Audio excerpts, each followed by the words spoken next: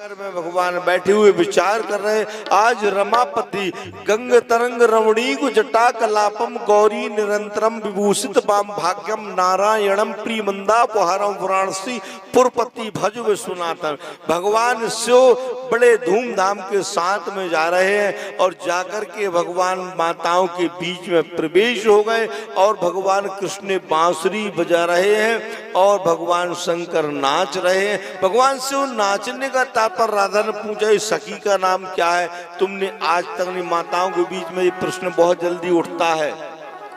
अगर कोई उनके पति किसी दूसरी माता को गाड़ी में बिठाल के गढ़ा पहुंच जाए तो शाम को वो बताएंगे कि कौन खेलेगा जा रहे थे, किसके साथ में तुम घूम रहे थे।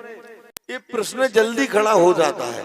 तो इस प्रकार से उनसे प्रश्न करने के लिए थोड़ा धीर धारण करना चाहिए। माता ने कहा सखी कौन है जो तुम बांसुरी बजा रहे और ये सखी नाच रही है और आज तक तुमने मुझे बताया नहीं कि ये सखी है एक मेरी ऐसी, इसका नाम क्या है?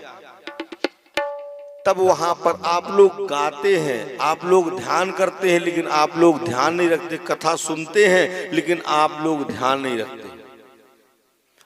आपने तुलसीदास आंसू रघुबर के गाया भजन, आपने कबीर दास के गाया, रहीम दास के गाया, और ये जो है सखी उनका नाम है चंद्र सखी। क्या नाम है? चंद्र सखी। ऐसे लाल मिलन को, मतलब ऐसे लाल भगवान कृष्ण और ऐसी चंद्र सखी हु है न बारंबार। चंद्र सखी ऐसे लाल मिलन का हु है न बारंबार। चंद्र सखी भगवान शिव को कहा गया है। ऐसे लाल मिलन को हु है न बारंबार कौन को कहा गया है? भगवान कृष्ण को। इस प्रकार से भगवान कृष्ण ने वहां से फिर भगवान चले। भगवान पुनीत पावन से द्वारका पहुंचे, आनंद कंद के साथ में ब्रज पहुंचे, वृंदावन पहुंचे।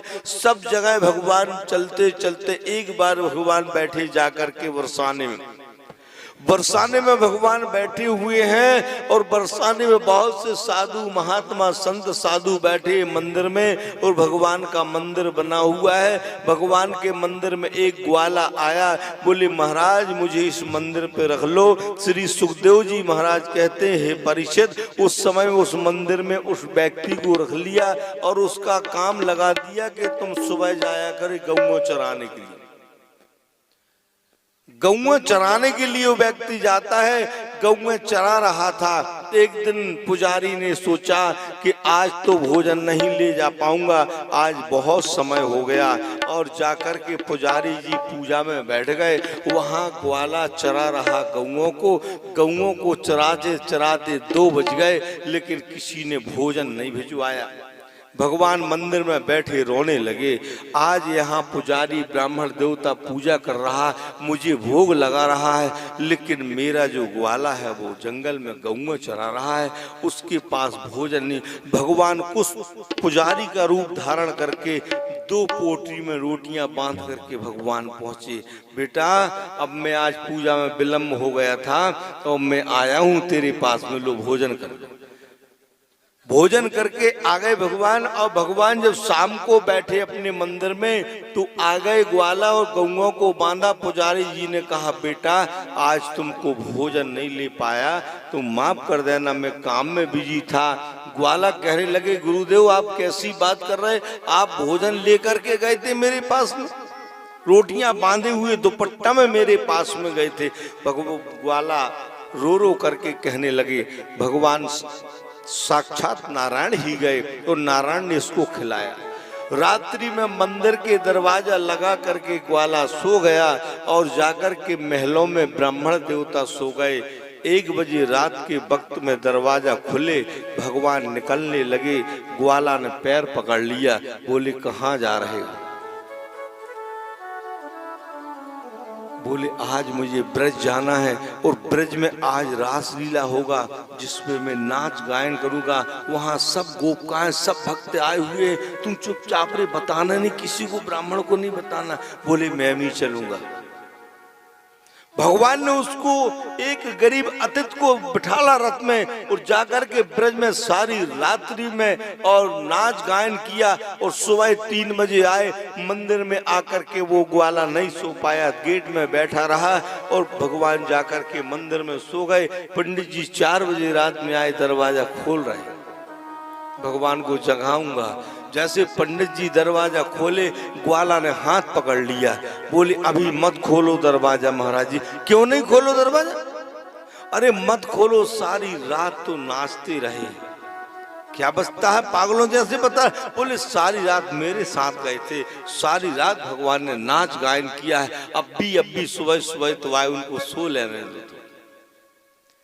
ब्राह्मण देवता ने कहा बताओ, परमात्मा ऐसे दयालु हैं कि हम लोगों ने जिंदगी भर जब तब संयम नियम किया तो भगवान के दर्शन नहीं पाए, और इस ग्वाला के साथ में भगवान साथ चले गए और रात भर गाए और नाचे, भगवान आए। भगवान ऐसे बड़े पुनीत पावन हैं, भगवान ऐसे आश्रय हैं। एक बार जमुना के तट पर जाकर के मैया उमा, भगवान शिव कहते हैं, भगवान शिव ने कहा है उमा मरमो काहू नहीं जाना, उमा ही मरम काहू नहीं जाना।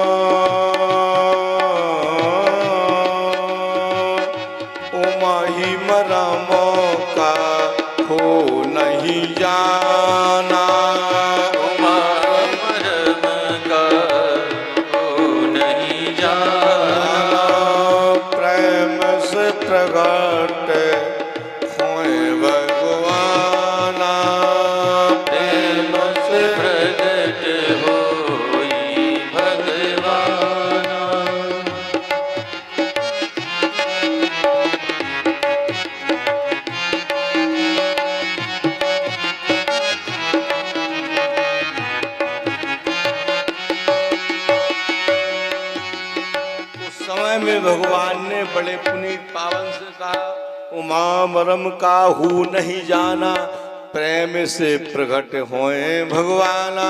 भगवान प्रेम से प्रकट होते हैं, भगवान के पास में जाए। उमा गई, उमा जाकर के जमुना जी में दीपदान किया और वहां दीपदान करने के बाद में उमा ने देखा उसी घाट में एक गरीब ब्राह्मण बैठा था। बोले ब्राह्मण देवता आप कैसे? बोले आज ब्रज की गोपिकाएं नहीं आई, आपके लिए भोजन नहीं लाए। बोले नहीं बिटिया, मैं भोजन मुझे मिला ही नहीं, कई वर्षों से मुझे भोजन मिला ही नहीं। तो बोले क्यों नहीं मिला? बोले किसी ने मुझे निमंत्रण नहीं दिया। मैया उमा ने कहा महाराज तो आपका निमंत्रण मेरे घर में है, कल आ जाना।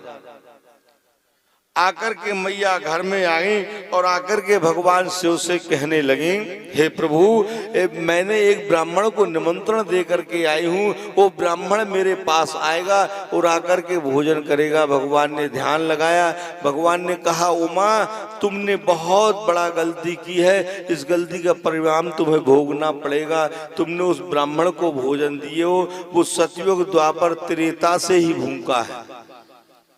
आज द्वापर में तुमने उनको निमंत्रण दिया है, सतयुग में किसी ने निमंत्रण नहीं दिया, त्रेता में उनको निमंत्रण नहीं दिया। आज तुमने जो निमंत्रण दी हो इसका परिणाम तुमको भोगना पड़ेगा। बिन विचारे तुमको पूछ लेना था। मैया रोने लगी, बोले प्रभु अब मैंने निमंत्रण तो दे दिया है, वो तो आएगा। भगवान से वो कहने लगे मगर मैं नहीं रहूंगा, मैं चला जाऊंगा। भगवान से उमा कहने लगी चले जाओ, मेरा विभाग भी बड़ा है। राधा ललिता रुक्मणी सतभामा क्रांति ही काली दुर्गा सरस्वती सब मेरे पास में है। रिद्धि सिद्धि मेरी बहुएं हैं और मुझे संतोषी है, मुझे किसी चीज की कमी नहीं है। ऐसा मन में कहा माता ने और भोलेनाथ दूर जाकर के बैठ गए। माता ने गंगा यमुना गोदावरी सरस्वती नर्मदा सिंधु कावेरी सरजू महेंद्राय क्षिप्रावती सब नदियों को बुलवाया, सबको तैनात किया। दुर्गा लक्ष्मी सरस्वती 40 सबको तैनात किया और सबको लाइन लगाया। बोले ब्राह्मण देवता आ रहे हैं, उनको भोजन कराना है। सब लोग रिद्धि सिद्धि बिल्कुल बनाने के लिए तैयार। ब्राह्मण देवता आए, उन्होंने एक लोटा जल दिया, आचमन किया, ब्राह्मण भोजन करने बैठ गए। भोजन करने के लिए उनको परसा गया, 2, 5, 7 पुड़ियों को परसा गया। वो ब्राह्मण देवता ने सूंगा तो सूंघने में सब अंदर, 2, 4, 10 पुड़ी सूंघे में अंदर चली। सूने में जब अंदर चली गई तो मैया उमा समझ गई कि भोलेनाथ सही कहते। अब परसने में 2-10 माताएं परस रही हैं, 2-10 माताएं परस रही हैं, लेकिन वो परस के अंदर जाए और समाप्त। टुकना के टुकना लाला करके पूरियों को परसा, लेकिन बहुत देर तक चला प्रसंग। मैया सिद्धि कहने लगी अपनी माताजी से, माताजी हमारे जो शक्ति खत्म होती जा रही। रिद्धि ने कहा, माता को क्रोध आ गया, जितनी देवियां हैं सब हिम्मत लगाओ जरा। सब देवियों ने प्रसना शुरू किया, सब देवियों ने खूब बनाया, खूब खिलाया, लेकिन फिर भी हारने लगी। मैया भगवती ने कहा कि अगर मेरा अपमान होता है तो मैं संसार को प्रलय कर दूंगी, जलाशय कर दूंगी। अगर देवताओं ने सबने विचार बना लिया है कि कहीं उमा का अपमान हो जाए तो मेरा अपमान में प्रलय हो जाएगा, ये मेरी आपकी जवाबदारी है। तब भगवान क्षीर सागर छोड़ करके भगवान श्री श्याम सुंदर जी महाराज और भगवान आए, एक बूढ़े ब्राह्मण का रूप बना करके दरवाजे में आकर के खड़े हो गए। मैया उमा की जय हो, 1000 बार जय हो। मैं ब्राह्मण तुम्हारे दरवाजे पे आया हूँ, मुझे बहुत जोर से भूख लगी। मैया उमा कहने लगी, एक ब्राह्मण से तो मैं अभी निपटी नहीं, दूसरा ब्राह्मण आ गया। फिर भी मैया ने कहा, ब्राह्मण देवता आओ। और ब्राह्मण देवता को बुला करके मैया ने उसको 2 पूड़ियां परसी। 2 पूड़ियां परसी तो ब्राह्मण देवता कहने लगे, माता हमारा धर्म, हम एक पिता की संतान है, हम एक ही पूड़ी खाएंगे, एक उठा लो।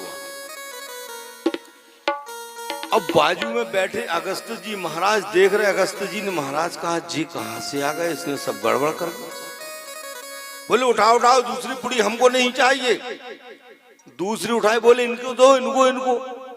उनके पास में जब पहुंची 2-4 पूड़ी